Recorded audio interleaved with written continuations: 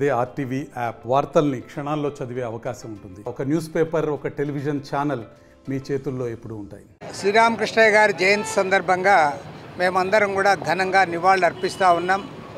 ఇవాళ రాయలసీమ ప్రాంతాల్లో ఇతర వెనుకబడిన ప్రాంతాలకు తాగునీరు సాగునీరు కావాలని చెప్పి ఎన్నో పోరాటాలు జరిగాయి.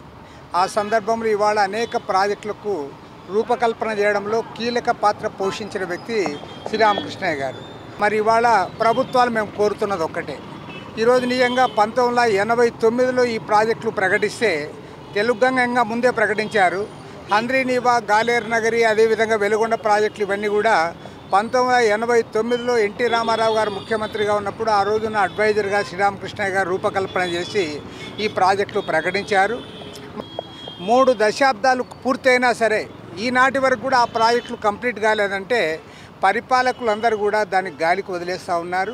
హంద్రీనీవా ప్రాజెక్టుకి ఏమో తగినన్ని నిధులు కేటాయించారు తప్ప మిగతా ప్రాజెక్టు విషయంలో సక్రమంగా నిధులు కేటాయించలేదు. ఎందుకంటే ముఖ్యంగా 3,22,000 కోట్ల రూపాయల భారీ బడ్జెట్, బాహుబలి బడ్జెట్ అని చెప్పుకుంటున్న వీరు ఒక 10% ఇరిగేషన్ ప్రాజెక్టులకు కూడా మీరు కేటాయించలేదంటే మరి ఇంతకంటే విచారకరమైన అంశం ఇంకొకటి ఉండదు.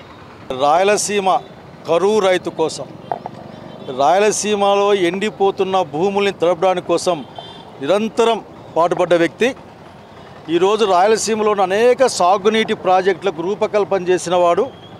రూపకల్పన చేయడమే కాదు, వాటి అమలు కోసం పట్టుబట్టి ప్రయత్నం చేసిన వాడు.